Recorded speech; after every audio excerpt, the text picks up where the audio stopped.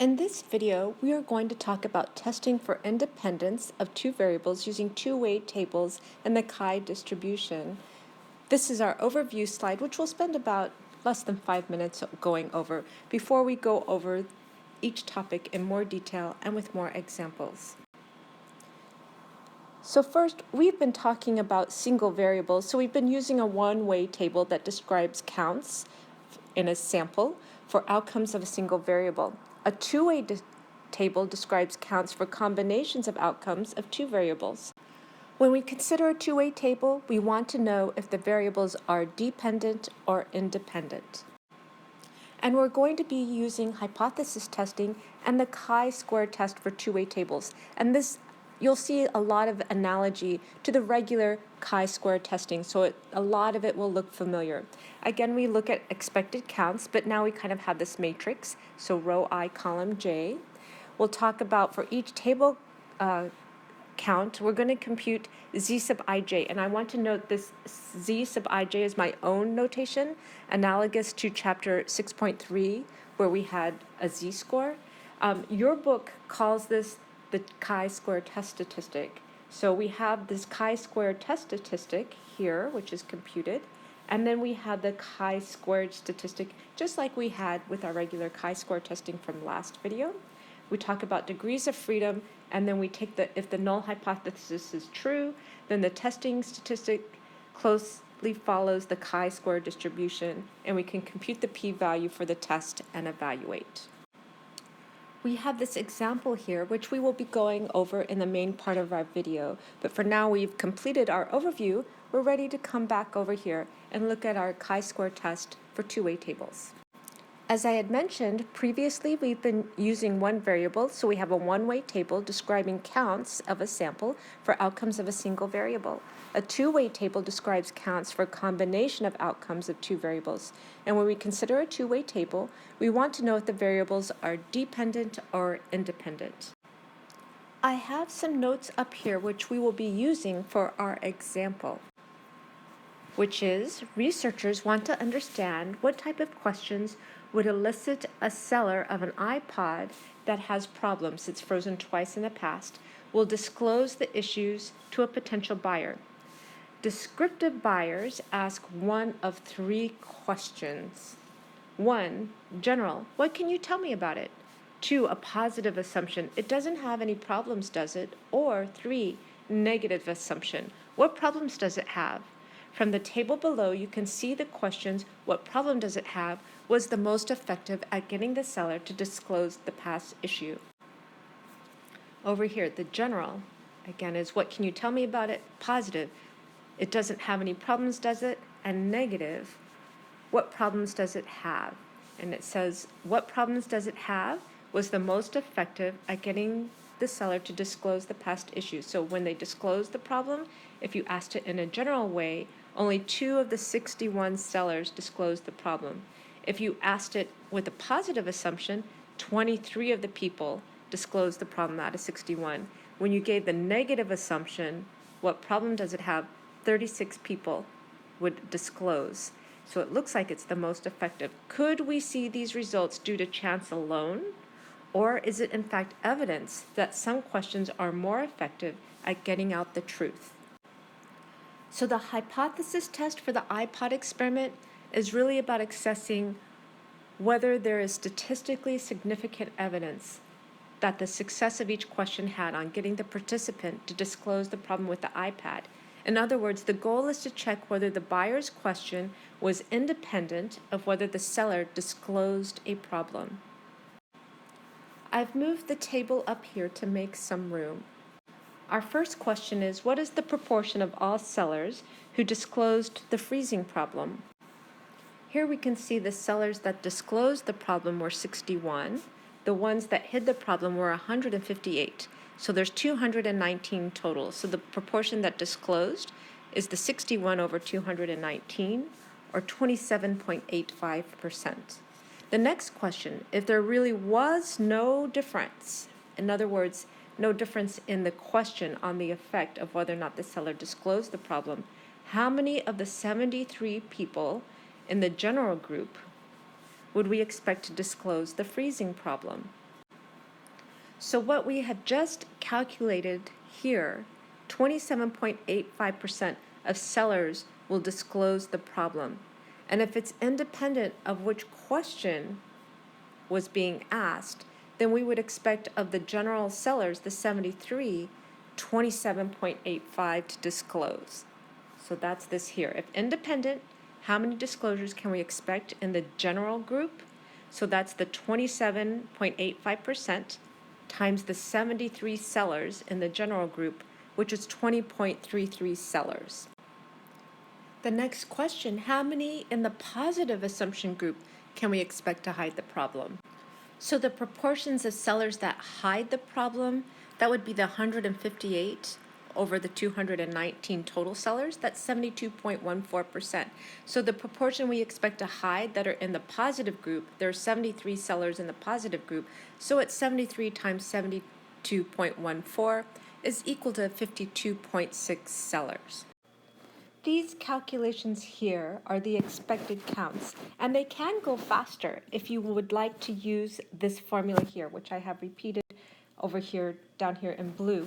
But the idea is expected count for row I, column I. So for example, when we asked how many in the positive assumption group can we expect to hide the problem? So the positive assumption group, so this is the positive, and expect to hide the problem. So we're in this row and this column, and the formula says, so in this case, row I, so we're in the second row and the second column. So the expected count for the second row, second column, I'm sorry, I put I equals second row, second column, is equal to, first, row I total. So that'll be the 158 times the column J total. That's this column, 73. So it's going to be the 158 times 73. So I wrote this here in blue, 158 times 73. And then on the bottom, we're going to have the table total, which is 219. And that will give us our final answer, the 52.67. So now for this table here, I input the expected counts that we had calculated from the previous page. Remember here when we did hide the problem positive, we had the 52.67. So I have that in blue, and I have this for all the rows and columns. So the next thing we have to do is to compute the z sub ij for each row column. And we'll be using this formula here. The z sub ij is equal to observed count, which we have in black in this table, minus expected count, which is in blue, divided by expected count. Oh, in the top we have to square. There's this little square here. So z sub 1, this first row, first column, is the observed minus expected squared all over observed. Z sub 1, 2 for over here, observed 23 minus expected 20.33 squared all over observed. And then we go all the way over. The last one, the second row, third column, is the 37 minus 52.67 squared. 52.67 is 4.66. So I left these for you to do on your own. The next step then is to calculate this chi-squared test statistic. So I copied the formula down here. It's essentially all these z-scores over here that we then sum up to get our chi-squared. I'm almost ready to use my table, but I need my degrees of freedom, so I'm going to use this formula here. It's row minus 1 times column minus 1. We have 2 rows, that's 2 minus 1. We have 1, 2, 3 columns, so 3 minus 1. So our degrees of freedom is equal to 2. Now I'm ready to use my chi-squared table. So I'm looking at my chi-squared table. Degrees of freedom is equal to 2, so I'm in this row. And as you can see, my biggest value I have is 13.82, where my chi-squared here is 40.13, so we're a long way off. But if we look here, as we keep going up in our chi-squared, our areas under the curve, under the upper tail, is getting smaller and smaller.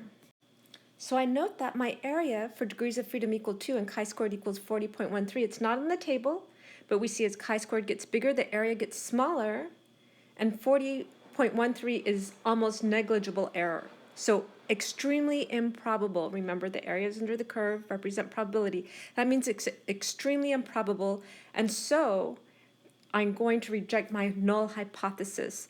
So the questions and disclosure are dependent. I have one more example to show you. There are 3 treatments for type 2 diabetes. Their abbreviations are MET, ROSI, and lifestyle. So these are the 3 treatments. Each patient had a primary outcome. They either lacked glycemic control, was considered a failure, or did not lack control of the glycemic. So that's a success. Our hypothesis testing then is that there's no difference in effectiveness of treatments. And then the alternate hypothesis, the treatments differ in effectiveness. And here, if we look at that, our greatest number of success seems to be ROSI, 143. I really should do this as a percentage, but I know it's pretty close because these numbers, the totals are very similar. So ROSI seems more effective, but is that just because of the sample? Is that sampling error, or is this a real statistically significant difference? I'm going to start by calculating my expected counts. I'm going to start with row 1, column 1. Row 1 is lifestyle, column 1 is failure. So expected count for lifestyle failure. It's going to be row I total, that's 234, times column J total, the first column, that's 319. So 234 times 319 divided by the table total is 699. So our expected count for lifestyle failure is 106.8. So I'm just going to note that in blue here. I'll do one more for you, but I just realized this was actually ROSI failure. I thought I had done success, but I was looking at my calculations. This is failure, so let me just renotate this. So ROSI failure. So this is going to be the third row,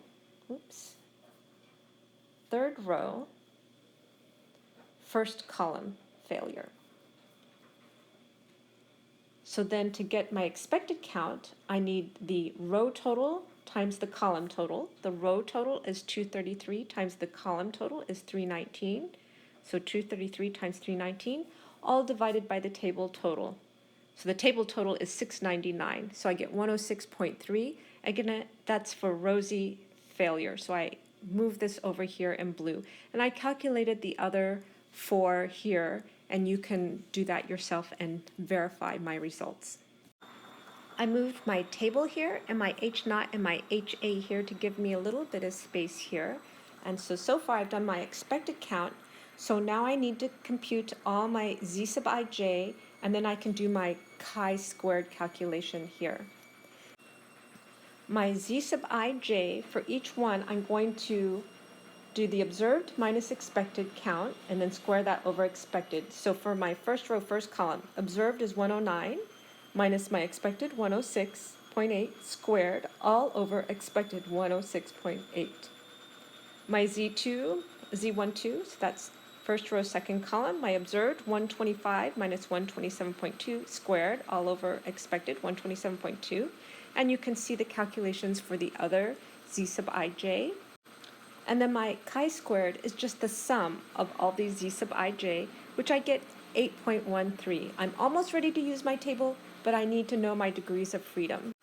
My degrees of freedom is number of rows minus 1, so there's 3 rows, so that's 3 minus 1, times columns minus 1. So 2 minus 1 is equal to 1, so 2 times 1 is 1.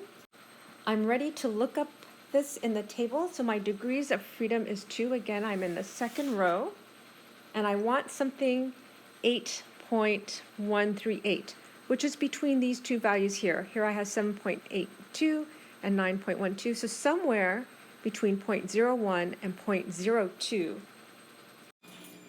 So here I have that noted on the table, the areas between 0.01 and 0.02 probability. So your book uses 0.017, so 1.7 That's how likely we are to get this. And usually we use 5% as our alpha, our level of significance. So we're going to reject the null hypothesis and say that treatments do differ in effectiveness. To review what we've covered in this video, we looked for testing for two-way tables for independence of two variables. So a one-way table describes counts for outcomes of a single variable, and a two-way table describes counts or combinations of outcomes for two variables. And when we consider a two-way table, we want to know if the variables are independent or dependent. And we use the chi-square tables, and a lot of our procedure is analogous to regular chi-square testing, hypothesis testing. We had this formula to get the expected count for each row and column of the table, and then we computed kind of a test statistic for the individual counts, and then we summed them up for our chi-squared test statistic. We calculated the degrees of freedom, which is just one, the number of rows minus one, number of columns minus one multiplied together. And then we did our normal hypothesis testing by computing the p-value. We would test and evaluate. So that's it for this video. Thank you for watching.